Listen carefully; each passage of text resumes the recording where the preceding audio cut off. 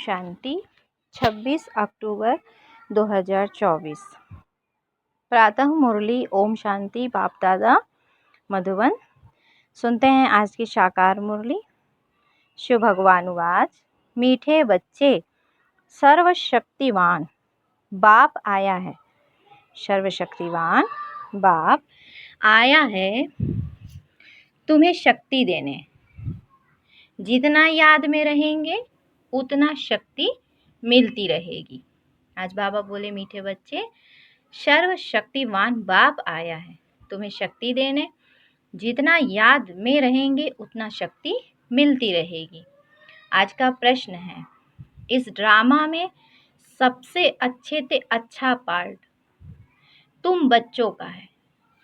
बाबा ने कहा इस ड्रामा में सबसे अच्छे से अच्छा पार्ट तुम बच्चों का है। कैसे?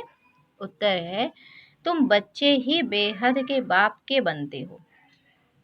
भगवान टीचर बनकर तुम्हें ही पढ़ाते हैं तो भाग्यशाली हुए ना। विश्व का मालिक तुम्हारा मेहमान बनकर आया है। वह तुम्हारे सहयोग से विश्व का कल्याण करते हैं। तुम बच्चों ने बुलाया और बाप आया। यही है दो हाथ की ताली। अभी बाप से तुम बच्चों को सारे विश्व पर राज्य करने की शक्ति मिलती है।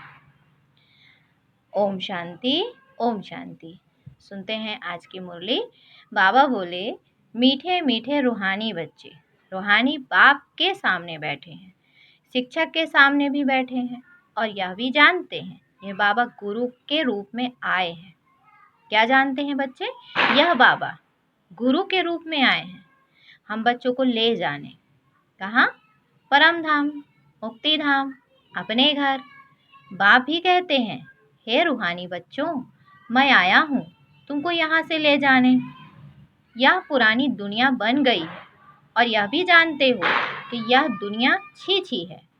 हाँ, बाबा कहते तुम बच्चे जानते हो कि यह दुनिया छी छी है और तुम बच्चे भी छी छी बन गए हो, अर्थात पतित बन गए हो। अपने को आप ही कहते हो पतित पावन। बाबा आकर हम पतितों को इस दुख धाम से शांति धाम में ले जाओ। अभी तुम यहाँ बैठे रहते हो तो यह दिल में आना चाहिए। कहाँ? संगम युग में बाबा के सम्मुख जब बैठे हो तो तुम्हें याद आना चाहिए। बाप भी कहते हैं मैं तुम्हारे बुलावे पर निमंत्रण पर आया हूँ। बाप याद दिलाते हैं बरोबर तुम बुलाते थे ना, आओ। अभी तुमको स्मृति आई है, हमने बुलाया है। अब बाबा आए हुए हैं। ड्रामा अनुसार कल्प पहले मिसल वो लोग प्लान बनाते हैं। यह भी शिव बाबा का प्लान है। इस समय सबके अपने अपने प्लान है ना। बाबा कहते 5 वर्ष का प्लान बनाते हैं, उसमें यह करेंगे। बातें देखो कैसे आकर मिलती हैं। आगे यह प्लान आदि नहीं बनाते थे, अभी प्लान बनाते रहते हैं। तुम बच्चे जानते हो हमारे बाबा का प्लान यह है। ड्रामा के प्लान अनुसार 5000 वर्ष पहले मैंने यह प्लान बनाया था। तुम मीठे मीठे बच्चे जो यहाँ बहुत दुखी हो गए हो, वेश्यालय में पड़े हो, अब मैं आया हूँ तुमको शिवालय में ले जाने। वह शांति धाम है निराकारी शिवालय और सुख धाम है साकारी शिवालय। तो इस समय बाप तुम बच्चों को रिफ्रेश कर रहे हैं। तुम बाप के सम्मुख बैठे हो ना। बुद्धि में निश्चय तो है। बाबा कहते बुद्धि में बच्चों को निश्चय है, बाबा आया हुआ है। बाबा अक्षर बहुत मीठा है, यह भी बच्चे तुम जानते हो। हम आत्माएं उस बाप के बच्चे हैं। फिर पार्ट बजाने के लिए इस बाबा के बनते हैं। इस बाबा बोले तो ब्रह्मा बाबा के, क्योंकि पार्ट बजा रहे ना तो शिव बाबा ब्रह्मा बाबा के द्वारा आया है तो ब्रह्मा बाबा के बने, ब्राह्मण बने तो शिव बाबा के बने। कितना समय तुमको लौकिक बाबा मिले हैं, बाबा लौकिक बाबाएं मिले हैं। सतयुग से लेकर सुख और दुख का पार्ट बजाया है। बाबा कहे अभी तुम बच्चे जानते हो हमारा दुख का पार्ट पूरा होता है, सुख का पार्ट भी पूरा 21 जन्म बजाया है। फिर आधा कल्प दुख का पार्ट बजाया। बाबा ने तुमको स्मृति दिलाई है। बाबा पूछते हैं, बरोबर ऐसे है ना? अब फिर तुमको आधा कल्प सुख का पाठ बजाना है। इस ज्ञान से तुम्हारी आत्मा भरपूर रहती है, फिर खाली हो जाती है, फिर बाप भरपूर करते हैं। तुम्हारे गले में विजय माला पड़ी है, गले में ज्ञान की माला है। बरोबर हम चक्कर लगाते रहते हैं, सतयुग, त्रेता, द्वापर, कलयुग, फिर आते हैं स्वीट संगम पर। इनको स्वीट कहेंगे। शांति धाम कोई स्वीट नहीं है। क्या कहा बाबा ने कि शांति धाम कोई स्वीट नहीं है, सबसे स्वीट है पुरुषोत्तम कल्याणकारी संगम युग। ड्रामा में तुम्हारा भी अच्छे से अच्छा पार्ट है। तुम कितने लकी हो, बेहद के बाप के तुम बनते हो। वह आकर तुम बच्चों को पढ़ाते हैं। कितनी ऊंच, कितनी सहज पढ़ाई है।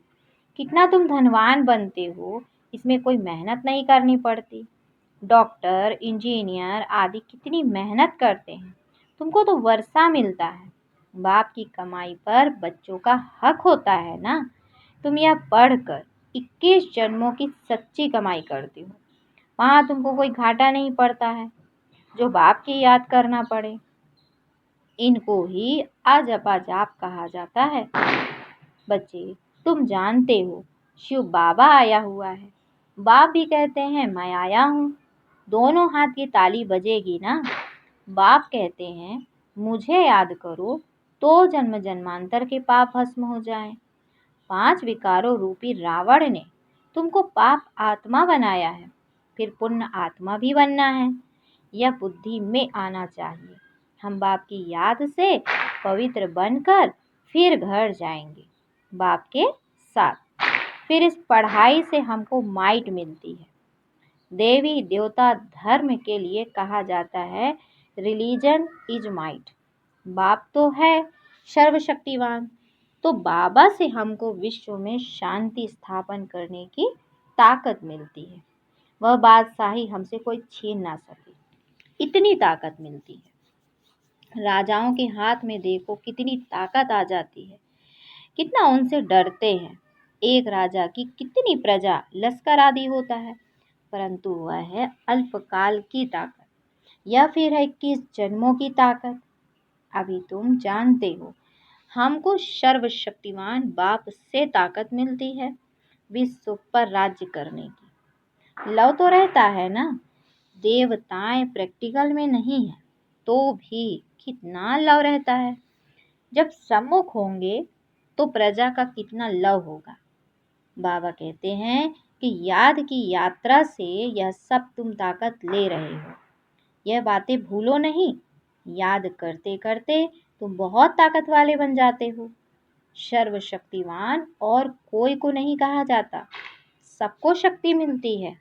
इस समय कोई में शक्ति नहीं है, सब तमो प्रधान है। फिर सभी आत्माओं को एक से ही शक्ति मिल जाती है। फिर अपनी राजधानी में आकर अपना अपना पार्ट बजाते हैं, अपना हिसाब किताब चुकतू पर।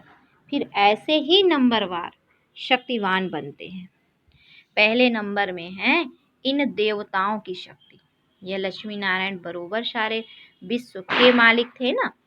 तुम्हारी बुद्धि में सारा सृष्टि का चक्र है। जैसे तुम्हारी आत्मा में यह नॉलेज है, वैसे बाबा की आत्मा में भी सारी नॉलेज है। अभी तुमको ज्ञान दे रहे हैं। ड्रामा में पार्ट भरा हुआ है जो रिपीट होता रहता है। फिर वह पार्ट 5000 वर्ष के बाद रिपीट होगा।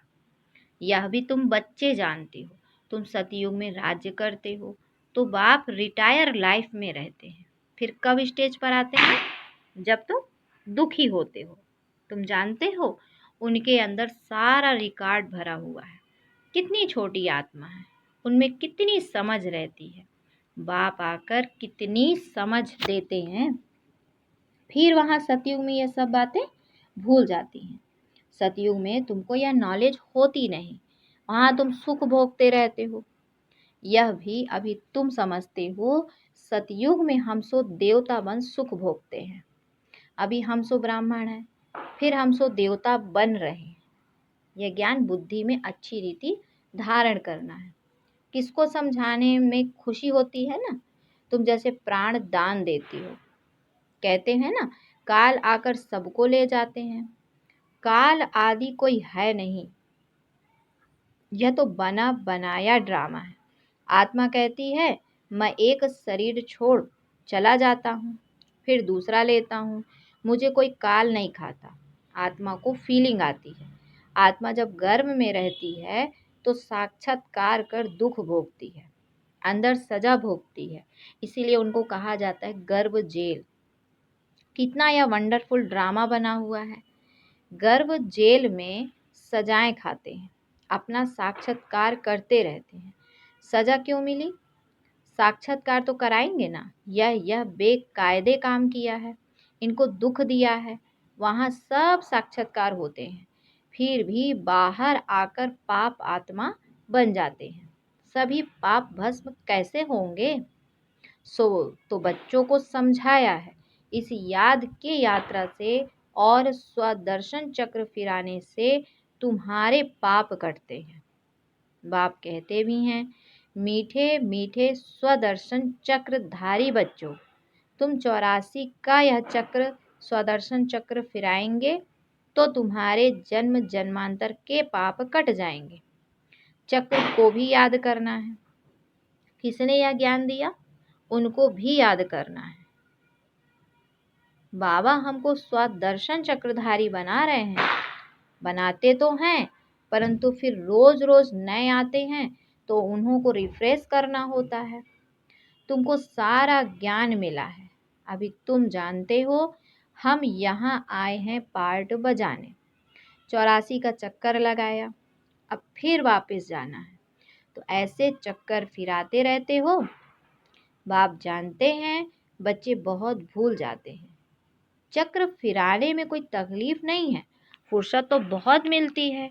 पिछाड़ी में तुम्हारी यह स्वदर्शन चक्रधारी की अवस्था ही रहेगी। तुमको ऐसा बनना है। सन्यासी लोग तो यह शिक्षा दे नहीं सकते। क्यों? क्योंकि सन्यासियों को यह ज्ञान ही नहीं है। स्वदर्शन चक्र को खुद गुरु लोग ही जानते नहीं हैं। वह तो सिर्फ कहेंगे चलो गंगा जी पर। कितना स्नान करते हैं, बहुत स्नान करने से गुरुओं की आमदनी होती है। घड़ी घड़ी यात्रा पर जाते हैं। बाबा कहते हैं कि अब उस यात्रा और इस यात्रा में फर्क देखो कितना है। यह यात्रा वह सब यात्राएं छुड़ा देती है। यह यात्रा कितनी सहज है। चक्कर भी फिराओ, गीत भी है ना, चारों तरफ लगाए फेरे, फिर भी हरदम दूर रहे, बेहद के बाप से दूर रहे। यह तुमको महसूसता आती है। वो लोग इस अर्थ को नहीं जानते, अभी तुम जानते हो। बहुत फेरे लगाते रहे, अभी इन फेरों से तुम छूट गए हो। फेरे लगाते कोई नजदीक नहीं आए हो और ही दूर हो गए। तो बाबा कहे कि अभी ड्रामा प्लान अनुसार बाप को ही आना पड़ता है, सबको साथ ले जाने। बाप कहते हैं कि मेरी मत पर तुमको चलना ही है, पवित्र बनना है। इस दुनिया को देखते हुए नहीं देखना है। जब तक नया मकान बनकर तैयार हो जाए तब तक पुराने में रहना पड़ता है। बाप संगम पर ही आते हैं वर्षा देने। तो तो बेहद के बाप का है बेहद का वर्षा। बच्चे जानते हैं कि बाप का वर्षा हमारा है, उस खुशी में रहते हैं, अपनी कमाई भी करते हैं और बाप का वर्षा भी मिलता है। तुमको तो वर्षा ही मिलता है। वहाँ तुमको पता नहीं पड़ेगा कि स्वर्ग का वर्षा हमको कैसे मिला। वहाँ तो तुम्हारी लाइफ बहुत सुखी रहती है, क्योंकि तुम बाप को याद कर माइट लेते हो। कहाँ की बात है? बाबा ने कहा कि वहाँ तो तुम्हारी लाइफ बहुत सुखी रहती है, क्योंकि तुम बाप को याद कर माइट लेते हो। पाप काटने वाला पतित पावन एक ही बाप है। बाप को याद करने और स्वदर्शन चक्र को फिराने से ही तुम्हारे पाप कटते हैं। यह अच्छी रीति नोट करो। क्या बोला बाबा ने? कि बाप को याद करने और स्वदर्शन चक्र को फिराने से ही तुम्हारे पाप कटते हैं। ये अच्छी रीति नोट करो। यही समझाना बस है। आगे चल तुमको टिक टिक नहीं करनी पड़ेगी। एक इशारा ही बस है। बेहद के बाप को याद करो तो तुम्हारे पाप कट जाएंगे। तुम नर से नारायण, नारी से लक्ष्मी बनने आते हो। यह तो याद है ना? और कोई की भी बुद्धि में यह बात नहीं आती। यहाँ तुम आते हो, बुद्धि में है, हम जाते हैं किसके पास? बाबा के पास, बाप दादा के पास, उनसे नई दुनिया स्वर्ग का वर्षा लेने। बाप कहते हैं स्वदर्शन चक्रधारी बनने से तुम्हारे विकर्म विनाश हो जाएंगे। अब जो तुम्हारी जीवन हीरे जैसी बनाते हैं उनको देखो। यह भी तुम समझते हो, इसमें देखने की कोई बात नहीं। यह तुम दिव्य दृष्टि द्वारा जानते हो। आत्मा ही पढ़ती है इस शरीर द्वारा। यह ज्ञान अभी मिला है। हम जो कर्म करते हैं आत्मा ही शरीर लेकर कर्म करती है। बाबा को भी पढ़ाना है, उनका नाम तो सदैव शिव ही है। शरीर के नाम बदलते हैं। यह शरीर तो हमारा नहीं है, यह इनकी मिल्कियत है। शरीर आत्मा की मिल्कियत होती है। शरीर आत्मा की मिल्कियत होती है, जिससे पार्ट बजाती है। यह तो बिल्कुल सहज समझ की बात है। आत्मा तो सब में है, सबके शरीर का नाम अलग अलग पड़ता है। यह फिर है परमात्मा, सुप्रीम आत्मा, उच्चते उच्च। अभी तुम समझते हो भगवान तो एक है क्रिएटर, बाकी सब हैं रचना, पार्ट बजाने वाले। यह भी जान गए हो कैसे आत्माएं आती हैं। पहले पहले आदि सनातन देवी देवता धर्म की आत्माएं आती हैं, आती रहती हैं थोड़ी। बाबा कहते पहले पहले कौन से धर्म की आत्माएं आती हैं? देवी देवता धर्म की, और वो भी थोड़ी। फिर पिछाड़ी में लायक बनते हैं पहले आने के लिए। यह सृष्टि चक्र की जैसे माला है जो फिरती रहती है। माला तो तुम फिराते हो, तो सब दानों का चक्कर फिरता है ना। सतयुग में भक्ति जरा भी नहीं होती। बाप ने समझाया है, हे आत्माएं, माँ मेकम याद करो। तुमको घर जरूर लौटना है। विनाश सामने खड़ा है। याद से ही पाप कटेंगे और फिर सजाएं खाने से भी छूट जाएंगे। मर्तबा भी अच्छा पाएंगे, नहीं तो सजाएं बहुत खानी पड़ेगी। मैं तुम बच्चों के पास कितना अच्छा मेहमान हूँ। मैं सारे विश्व को चेंज करता हूँ, पुराने विश्व को नया बना देता हूँ। तुम भी जानते हो बाबा कल्प कल्पांतर आकर विश्व को चेंज कर पुराने विश्व को नया बना देते हैं। यह विश्व नए से पुरानी, पुरानी से नई होती है ना। तुम इस समय चक्कर फिराते रहते हो। बाप की बुद्धि में ज्ञान है, वर्णन करते हैं। तुम्हारी बुद्धि में भी है चक्र कैसे फिरता है। तुम जानते हो शिव बाबा आया हुआ है, उनकी श्रीमत पर हम पावन बनते हैं। याद से ही पावन बनते जाएंगे, फिर उच्च पद पाएंगे। पुरुषार्थ भी कराना जरूरी है। पुरुषार्थ कराने के लिए कितने चित्र आदि बनाते हैं। जो आते हैं उनको तुम 84 के चक्र पर समझाते हो। बाप को याद करने से तुम पतित से पावन बन जाएंगे। बाबा कहते हैं बाप को याद करने से क्या बन जाएंगे तुम? पतित से पावन बन जाएंगे। अच्छा, फिर बाबा ने बच्चों को याद प्यार दिया। मीठे मीठे सिकिल थे बच्चों प्रति माता पिता बाप दादा का याद प्यार और गुड मॉर्निंग। रूहानी बाप की रूहानी बच्चों को नमस्ते। हम रूहानी बच्चों की रूहानी माता पिता बाप दादा को याद प्यार, गुड मॉर्निंग और नमस्ते। आज की धारणा के लिए मुख्य सार है। पहला पॉइंट, ज्ञान को बुद्धि में अच्छी रीति धारण कर अनेक आत्माओं को प्राण दान देना है। ज्ञान को बुद्धि में अच्छी रीति धारण कर अनेक आत्माओं को प्राण दान देना है। स्वदर्शन चक्रधारी बनना है। दूसरा पॉइंट है, इस स्वीट संगम पर अपनी कमाई के साथ साथ बाप की श्रीमत पर चल पूरा वर्षा लेना है। अपनी लाइफ सदा सुखी बनानी है। फिर आज बाबा बच्चों को वरदान देते हैं, सर्व वरदानों को समय पर कार्य में लगाकर फलीभूत बनाने वाले फलस्वरूप भव।